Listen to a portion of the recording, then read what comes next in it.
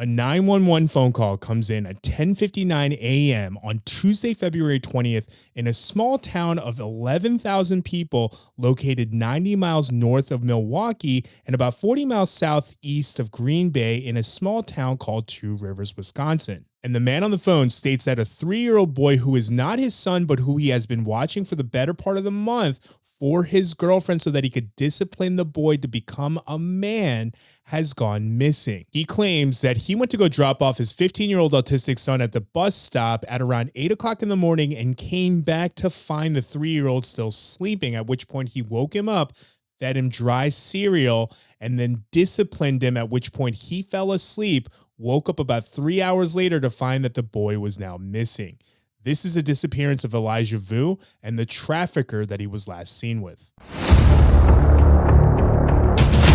Welcome to another episode of Patterns on Behavior, where we deep dive into the people behind the crime. And today we have an ongoing investigation on the disappearance of 3-year-old Elijah Vue from Two Rivers, Wisconsin, whose mother dropped him off at her boyfriend's house so that she can teach him, quote, how to be a man, because Elijah Vue has yet to be potty trained and still occasionally feeds from the bottle. And if you're thinking to yourself, that's odd, isn't it typically a parent's job to potty train their kids and transition them from milk to solid foods? The answer is yes. But that is actually the least of the questionable circumstances surrounding this ongoing investigation. And I'm going to start off by mentioning that Elijah Vue is still currently missing and has yet to be found, and has been missing for over a month now. But this story actually starts during Thanksgiving of 2023. When 31-year-old Katrina Baur, who is the mother to 2 children, a 6-year-old autistic daughter and 3-year-old son Elijah Vue, goes to her boyfriend and states that she needs help disciplining her son Elijah. At which point her boyfriend, 39-year-old Jesse Vang, tells her that she needs to just be harder on him. To which Katrina replies to Jesse that she wants him to teach her son, quote, how to be a man. So fast forward to the beginning of February 2024, when Katrina decides to follow through with her plan and has her 39-year-old boyfriend, who is not the father, by the way, not the biological father of Elijah Vue, watch over her son. And when I say this, I don't mean that they lived in close proximity to each other. He was staying over at her house pretty regularly, or she at his, and she had him take part in some of the disciplining. No, Katrina actually lived 150 miles away from Jesse Vang, in the town of Wisconsin Dells, Wisconsin, whereas Jesse Vang lived about 3 hours away in Two Rivers, Wisconsin. And in the beginning, it sounds like Katrina only dropped off Elijah to Jesse Vang's house for about a week. That is until February 12th, 2024, when Katrina asked her boyfriend to meet her halfway so that she can cut her 6-hour round trip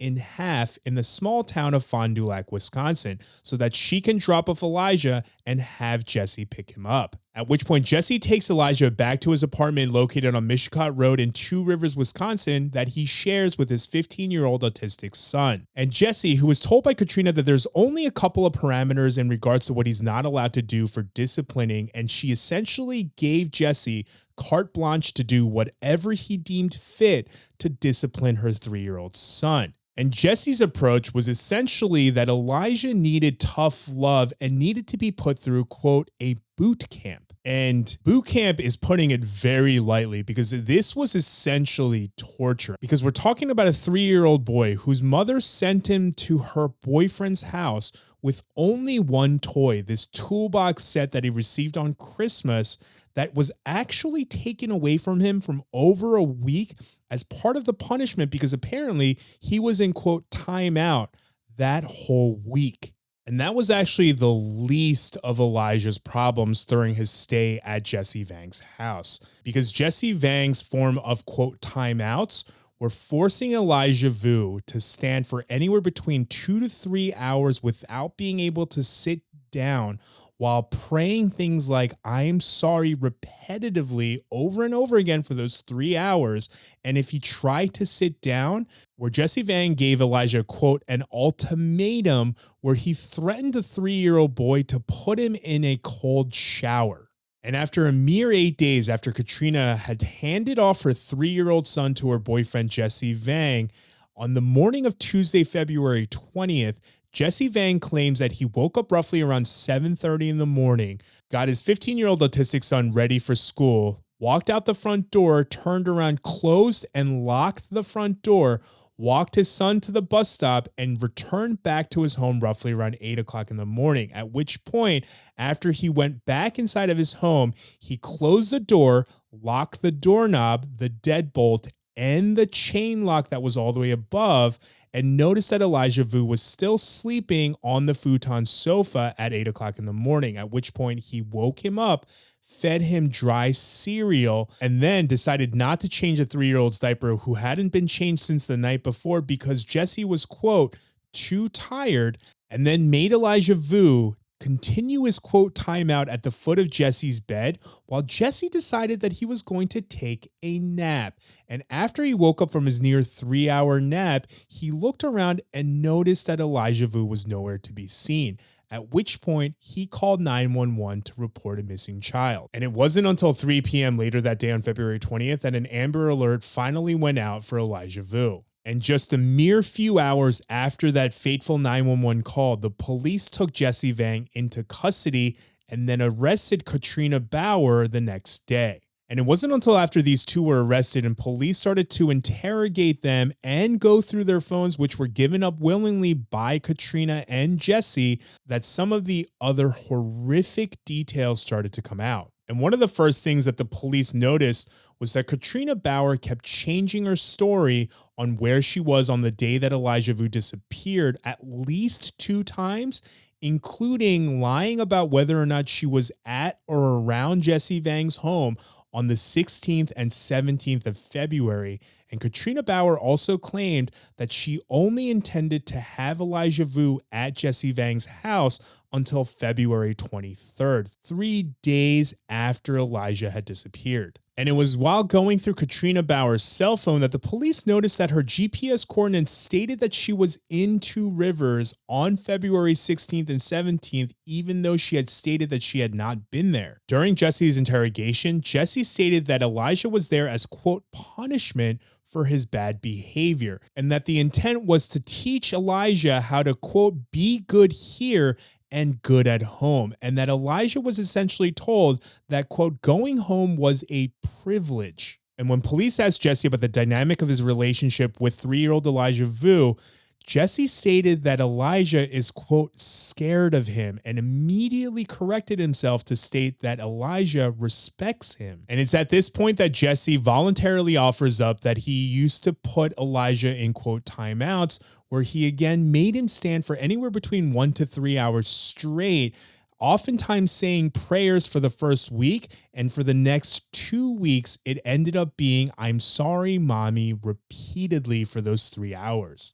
And when the police asked 39-year-old Jesse Vang what 3-year-old Elijah Vue could have done to be put into these timeouts for such long periods of gruesome times, was that the only thing that Jesse would be able to answer was that Elijah, quote, got into things as a 3-year-old child who, again, didn't even have a single toy to play with that entire time and wasn't allowed to have any playtime whatsoever, and instead was forced to stand for 3-hour-long periods at a time. And we're not talking about just standing for 3 hours. We're talking about standing still without moving, without being able to walk, without being able to crouch so that you can regain your energy and footing. None of that. In fact, whenever 3-year-old Elijah Vue, out of the pain, would try to sit down, 39-year-old Jesse Vang would threaten him with, quote, you want the cold water? And Jesse stated that Elijah didn't like the cold water and continued on to state, quote, but I don't know why. And outside of, quote, getting into things, one of the things that 3-year-old Elijah Vue was oftentimes reprimanded for was filling up his diaper that Jesse Vang would, quote, change at least once a day, which sounds to me like most of the time Jesse Vang only changed the diaper once a day. I'm assuming unless they had to go out, and it was obviously inappropriate that this child had a full diaper and people would be able to smell the contents of his diaper in public. And outside of feeding from the bottle, when the police asked Jesse what he was feeding 3-year-old Elijah Vue, Jesse couldn't really state anything outside of pizza, noodles, and cereal. Now, in addition to the general things that Jesse Vang told the police during his interrogation, the police found so much more information while going through Jesse Vang and Katrina Baur's phones, both of which were voluntarily given to the police. For instance, a week before Elijah Vue supposedly disappeared, on February 13th at 9:30 p.m., Katrina and Jesse Vang text each other about Katrina traveling the 150 miles from Wisconsin Dells to Jesse Vang's home in Two Rivers, Wisconsin, so that they could have sex. Now remember, 150 miles equals about 2.5 to 3 hours worth of driving, which means that if they're just thinking of this idea at 9:30, then the earliest that Katrina would be able to get there is after midnight. Which for single people, sure, whatever. But we're talking about two people who have children, one of whom has two children under the age of 7 years old. And after deciding that they wanted to have impromptu sex, living 150 miles away from each other in the middle of the night, Jesse also goes on to reaffirm to Katrina that when Katrina comes over to Jesse Vang's house, she is not allowed to see Elijah, to the point that Jesse suggests that Elijah Vue can be put in the bathroom while they decide to have their fun, who's being punished this whole entire time for not acting the way that these adults want him to, while they're keeping him up to close to near 1 o'clock in the morning. And at 10:12 p.m., about 40 minutes after they decide that they want to do this, Katrina texts Jesse that her 6-year-old autistic daughter can sleep in the car while they're having their fun inside of Jesse's apartment. And at 11:45, Jesse texts Katrina to let her know that Elijah's actually sleeping in the living room and that she needs to be really quiet coming inside of the apartment. And it isn't until after midnight at 12:39 in the morning that Jesse texts Katrina asking her to send him her GPS location so that he can know when to put Elijah Vue to sleep. And I need you to hear that one more time. At 12:39 in the morning, Jesse Vang is telling Katrina that he needs to know when to put this 3-year-old boy to sleep, which means that after midnight, close to 1 o'clock in the morning, this poor child, after standing for the majority of the day, being punished for the last couple of days, including the week prior, still has yet to go to sleep. And Katrina's phone's GPS shows that Katrina arrives in Two Rivers at 2:35 in the morning with her 6-year-old autistic daughter in tow. And if it takes about 2.5 hours to 3 hours to get there, it means that she woke up her daughter at midnight. So they started having this idea that they were going to have sex at around 9:30. They continued to talk about it for at least another hour or two before Katrina decides to pull the trigger, at which point, again, she has to wake up her daughter, put her in the car, and then drive her 3 hours to her boyfriend's house. All of this is not only just a bad idea, but all of it screams irresponsibility and that these kids are nowhere near their priorities. And at 2:35 in the morning, Katrina Baur messages Jesse Vang on Facebook Messenger and asks him, quote, "Is there a way to shut off your headlights completely?" Because Katrina Baur, who herself does not have a car, was actually borrowing Jesse Vang's only vehicle. And to which Jesse replies to her telling her that no, you cannot shut them off completely. And this is Katrina's reply. And I quote, "I can't find my daughter's cell phone, but a cop just passed by, so I want to make sure she's good. Let me find her phone quick because I need to have some type of sound for her." Jesse replies, quote, "Probably think someone is warming up." And Katrina replies back, "Not worth the risk. I'll leave it off for a bit, then turn it on again." And Jesse replies back, "Okay." And like I stated before, this is in Wisconsin in the middle of February, which means it's still the dead of winter.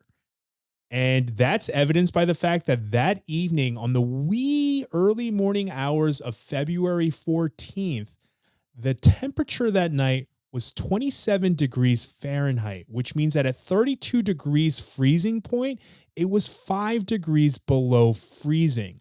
And Katrina is talking about leaving her car off with her 6-year-old daughter sleeping in the back seat because she doesn't want to get caught for being an irresponsible parent that is endangering the safety of her child. And this is evidenced by the fact that after Katrina tells Jesse that she found her daughter's phone whose battery was dead, so she stated that she's going to leave her phone but keep it muted so that it doesn't wake her daughter, she asks Jesse, "It will stay warm for a little bit, right?"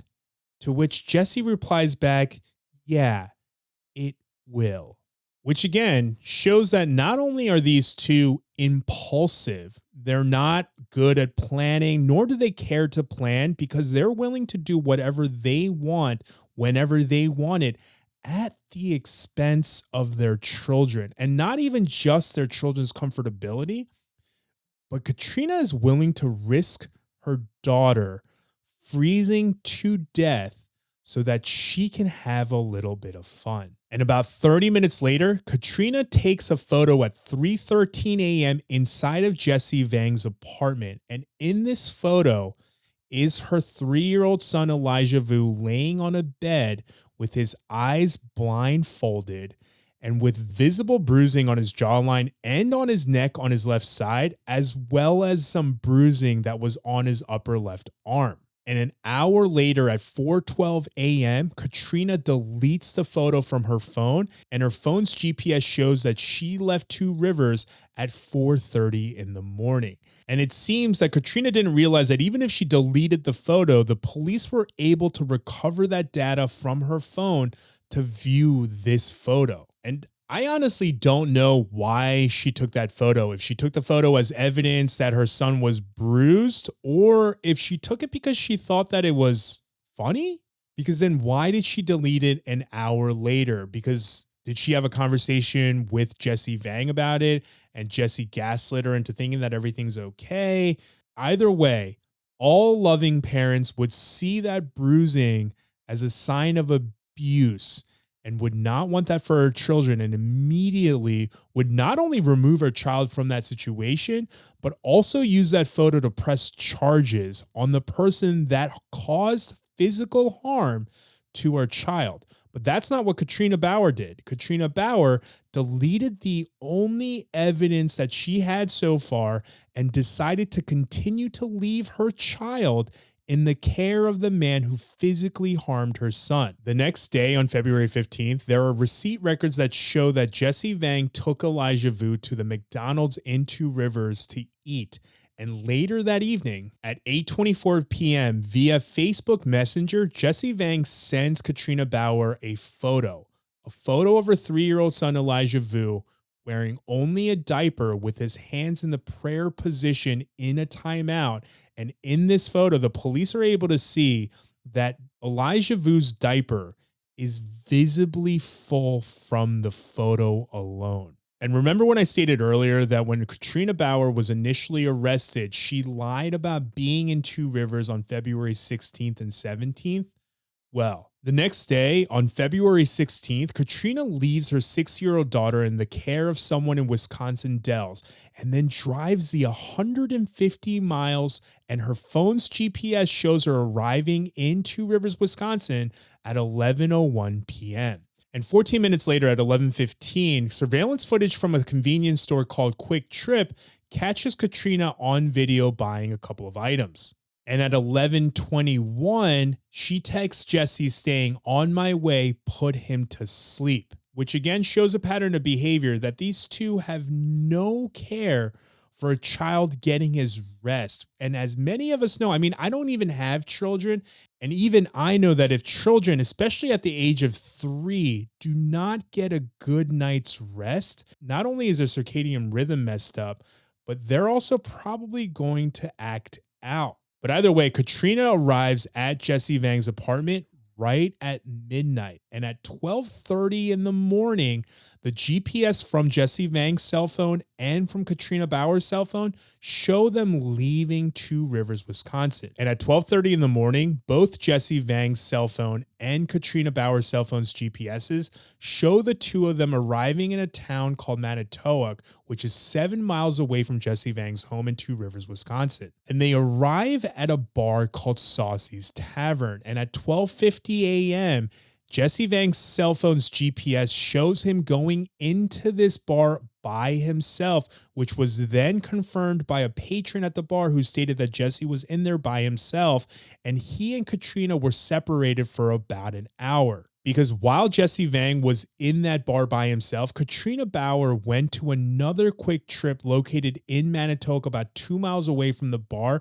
on 42nd Street, and surveillance footage from that quick trip shows that Katrina Baur was alone in her car, which means that Elijah Vue was most likely left by himself at Jesse Vang's apartment while they went on this excursion. And just under an hour after Jesse Vang goes into this bar by himself at 1:45 in the morning, Katrina Baur is seen on surveillance footage at this quick trip, finally going inside of the convenience store and purchasing a few items. And at 1:55 a.m., Katrina leaves the quick trip and returns back to Saucy's Tavern to pick up Jesse, and the two of them drive the 14 minutes back to Jesse's apartment in Two Rivers, Wisconsin.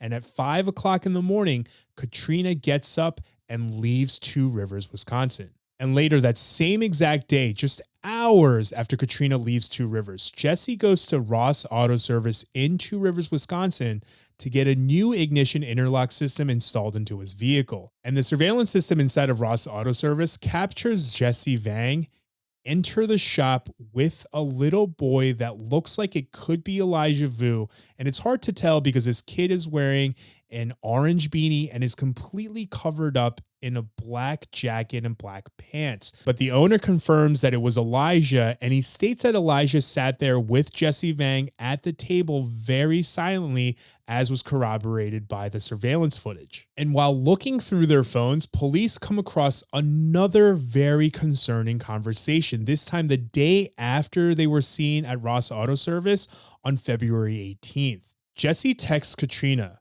and I quote, "I told you to trust me.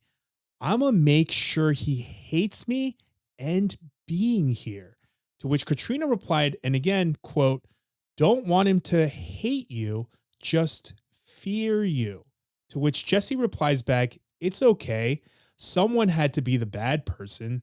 And Katrina replies, "I know, but either way, he can fear you and respect you." To which Jesse replies back, "He did fear me, but he didn't respect me. Now I'm making him respect me." And the next day, on February 19th, the day before Elijah Vue was reported to be missing, Jesse changes Elijah's diaper roughly around 8 or 9 p.m. And then he sits himself down to watch the movie Ready Player One. And Jesse Vue tells the police that Elijah, however, did not watch the movie with him because he was, quote, in punishment, and continues to admit to the police that he made Elijah Vue stand for about 2 to 3 hours during that time. And this is one of the nights, I'm assuming as every other time that he's forced to stand for that long, that Jesse tells the police that Elijah tried to sit, at which point Jesse, like normally, threatened to put him in a cold shower, which he has done before multiple times. And Jesse Vue continues to tell the police, and I quote, "He's fine. It's not like his knees are shaking and about to fall over, you know." And while Elijah is being put through mental and physical anguish and torture by Jesse Vang, on that night, Jesse Vang continues to enjoy himself by drinking 3 beers and even taking cyclobenzaprine so that he could help him sleep. Which means it sounds like Jesse put on a movie, enjoyed himself to a beer and to a sleeping aid so that he can immediately pass out while the movie is playing. All the while, Elijah Vue is just standing by himself in punishment while the adult is putting himself to sleep. Which makes sense because Jesse Vang tells the police that the next morning when he woke up at 7:30, he saw that Elijah Vue was sleeping on the couch in the living room. Again, most likely because Jesse Vang passed out before Elijah Vue did and didn't even know if Elijah Vue went to sleep, where he went to sleep, what even happened, because he was being careless. So that Tuesday morning, after Jesse Vang wakes up at 7:30 in the morning to take his 15-year-old autistic and nonverbal son to his school bus stop, he comes back to the apartment and he notes that he locks the door, including the doorknob, the deadbolt, and the chain lock that was above. And he even tells the police that he did this to, quote, keep Elijah from walking out. And after waking Elijah up at 8 o'clock and feeding him dry cereal, Jesse Vang puts him in timeout because Elijah Vue's diaper was filled up, but he doesn't care to change it because, again, he's too tired. And after making Elijah Vue stand at the foot of his bed and pray continuously, "I'm sorry, mommy," Jesse Vue lays down on his bed and falls asleep. Now, that is what Jesse Vang is claiming and telling the police. Unfortunately, the last time that Elijah Vue was seen publicly alive was on February 17th when he was seen at Ross's auto service. And unfortunately, because Jesse Vang's 15-year-old son is nonverbal and is not able to confirm whether or not Elijah was actually there and alive that morning of the 20th, or if he was even there and alive 2 nights before on the 18th when Katrina and Jesse went to Manitowoc by themselves. Now, all of that is Jesse Vang's account of what allegedly happened that morning on February 20th. But unfortunately, the last time that Elijah Vue was seen publicly alive was on February 17th when he was caught on the surveillance footage at Ross's auto service when Jesse Vang was getting work done on his car that day.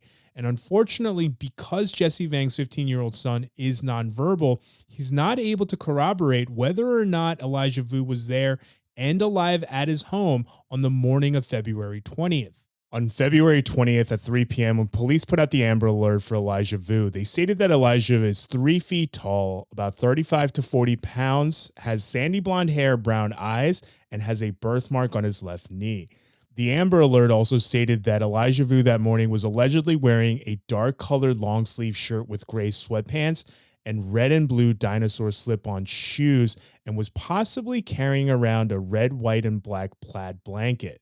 And 3 weeks after Elijah Vue went missing, on March 4th, police asked for the public's assistance in finding the whereabouts of a 97 beige Nissan Altima with Wisconsin plates that start with an A and end with a 0, a vehicle that is already currently in the police's possession. But the police aren't looking for the owner of the vehicle or the location of the vehicle because, again, the police already have it in their possession and they know who the vehicle belongs to. But specifically, the police are looking for the whereabouts of where this vehicle was the day before the 911 phone call on February 19th, specifically between the hours of 2 and 9 p.m. during those 7 hours.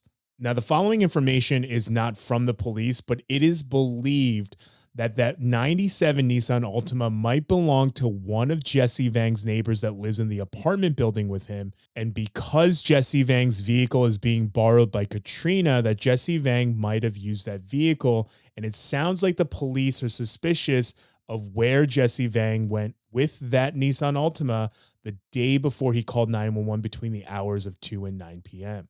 But it was actually a couple of days ago that police announced that they actually found the blanket, that red, black, and white plaid blanket that they stated that Jesse Vue might have had on the day that he disappeared. Police announced that they found that actually about a week and a half after Elijah Vue went missing, but it wasn't until earlier this week that they were able to validate that the DNA that was found on that blanket, and I just want to be clear that the DNA that was on the blanket, which by the way was not blood, belongs to Elijah Vue. And that plaid blanket was found on Goodwin Road, about 3.5 miles away from Jesse Vang's apartment located on Mishicot Road. And for those of you wondering where Elijah Vue's biological father is, his name is Jimmy Vue, and he was actually arrested 6 months after Elijah was born. And Jimmy Vue on October 28th, 2022 was found guilty of child abuse with a high probability of great harm, felony possession of firearm, a misdemeanor battery of domestic abuse, misdemeanor disorderly conduct of domestic abuse, felony possession with the intent to distribute of THC, and felony possession of methamphetamines. He was actually found not guilty of 2 counts of misdemeanor battery domestic abuse, 2 counts of misdemeanor disorderly conduct, felony strangulation and suffocation, second-degree recklessly endangering safety of domestic abuse, and felony child abuse intentionally causing harm. And he is currently serving 11 years in prison for those charges that he was found guilty of. And in addition, after Jimmy Vue was arrested in 2022, the rest of Jimmy Vue's family, including his mother, his brothers, all of whom who have not seen Elijah Vue since he was 6 months old 3 years ago. And the rest of Elijah Vue's paternal family and maternal family are desperately wishing for Elijah Vue to come home so that they can be reunited with him. That's not the end of the story, because Jimmy Vue and Jesse Vang actually know each other. Because even though Jimmy Vue is Elijah's biological father, Katrina actually knew Jesse Vang before she had a child with Jimmy Vue. Because in November 2015, police were called to a hotel in Appleton, Wisconsin, because Katrina Baur asked the hotel staff to call 911 before she hid in the bathroom. And when police arrived, Katrina Baur told the police that she was being sexually assaulted by 2 men, one of whom was Jesse Vang. And according to the search warrant, Katrina told the police that she was being forced to perform sex acts in exchange for compensation, including drugs. However, just barely 2 months later, Katrina contacted the police asking them to drop the trafficking case against Jesse Vang, because she told the police that she was with Jimmy Vue now, who she stated was, quote, an alpha over Jesse according to some standards. And without a victim for the trafficking case, they were only able to convict Jesse Vang for a conspiracy to distribute methamphetamine, for which he was in jail until 2022. And at that time, Katrina Baur told her mother that she was only with Jesse Vang because she, quote, felt alone. And the rumor is that Katrina Baur was living in the Wisconsin Dells area and not living with Jesse Vang in Two Rivers, because there was no methadone clinic near Two Rivers, whereas there was in Wisconsin Dells that Katrina was attending. However, according to a Facebook post by a family friend who actually provided a service dog for Katrina Baur, she stated that Katrina Baur recently told her that she was going to be moving to Two Rivers and would have to return and rehome the dog that was given to her by the family friend, because the place that she was moving to does not allow dogs, which sounds like her plan was to move in with Jesse Vang into Rivers. And I don't know about all of you, but it's really confusing as to the events of what happened in 2015. Was Katrina Baur lying about being trafficked, or did Katrina Baur suffer from Stockholm syndrome and feels like she depends on her abuser, Jesse Vang, now? Because I know that Jesse Vang is trying to paint the picture that it seems like while he slept, Elijah Vue ran away. But the biggest problem with that theory is that Jesse Vang admitted to the fact that he locked the door completely, the doorknob, the deadbolt, and the chain lock above. And Elijah Vue, standing at 3 feet tall, might be able to reach the doorknob, maybe the deadbolt, but there's no way that child is able to reach that chain lock on his own. And it seems that Jesse Vue didn't think far ahead enough to tell the police, oh, when I woke up, I found a chair by the front door, because Elijah can't reach the chain lock on his own. In addition, I don't think that Elijah Vue would have been able to run away close to 3.5 miles to lose the blanket on his own.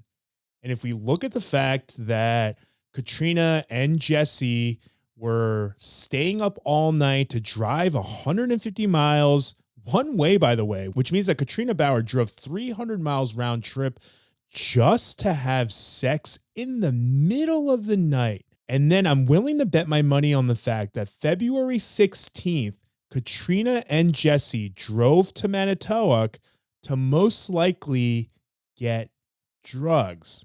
In addition to the fact that what type of normal human being would drink beer and take cyclobenzaprine with a child who has yet to go to sleep so that they can fall asleep? Because I would assume that might be the pattern of behavior of someone who does methamphetamine to be able to fall asleep. And I don't think it's that far-fetched that Jesse Vang accidentally did something to Elijah Vue, because based off of the communication, it doesn't seem like they were premeditating to get rid of Elijah Vue. But I'm willing to bet that something accidentally happened and Jesse Vue took the steps to get rid of the evidence that is Elijah Vue so that he doesn't get in trouble for Elijah Vue's death, which would make sense as to the reason why the police are looking for the whereabouts of where that beige Nissan Altima was the day before the disappearance of Elijah Vue was reported to the police, because between the hours of 2 and 9 p.m., within those 7 hours, it seems like Jesse Vang might have gone somewhere with Elijah Vue's body, and the police are trying to figure out where that was. But for the time being, Katrina Baur and Jesse Vang are both still currently in prison waiting for their trial date, as they have both been charged with either negligence or being party to negligence. And because the police can only press charges on crimes that they know have been committed or there's evidence of, whether through a witness or through physical evidence, they're unable to charge either Katrina or Jesse with anything other than being negligent with the disappearance of Elijah Vue. Katrina for being party to negligence because she trusted another man who was not the biological father to watch over Elijah Vue, and Jesse Vang because Elijah Vue was in Jesse Vang's care when he disappeared. And until they can find some sort of evidence, whether it be Elijah Vue's body or some sort of evidence that Jesse Vang went somewhere with Elijah Vue the day before on February 19th, either through a witness or through surveillance footage, it seems that the police are not going to be able to hold Katrina or Jesse Vang accountable for what happened to Elijah Vue. And within a 7-hour time frame means a 7-hour round trip or 3.5 way one way, which means that Elijah Vue could have been transported 150 plus miles in one direction, which means that we're looking at a 300 to 400 mile radius of where Elijah Vue could be. The police have committed to continuing to search for Elijah Vue by searching areas far and wide, including landfills, quarries, rivers, and the police have stated that they've already searched the storm drains. And the police are also willingly accepting the community's help in searching for Elijah Vue, but they do ask that you do not enter any private properties. And there's currently a $40,000 reward for any information that leads to finding Elijah Vue. So if you have seen Elijah Vue or the 97 beige Nissan Altima with a Wisconsin license plate that starts with an A and ends with a 0, please call the police at 844-267-6648 right away. And please help bring Elijah Vue home. And with that, I want to thank you for joining me on another episode of Patterns of Behavior, where we focus on the people behind the crime. My name is Ed Choi. You can find me on my socials at Etch-a-Sketch with a J. If you would like to help me keep this podcast sustainable, please think about joining the Patreon. Otherwise, if you are listening to this podcast, please know that there is a video version available on Spotify and on YouTube. Otherwise, thank you for joining me. Stay safe, and I will see you on the next one.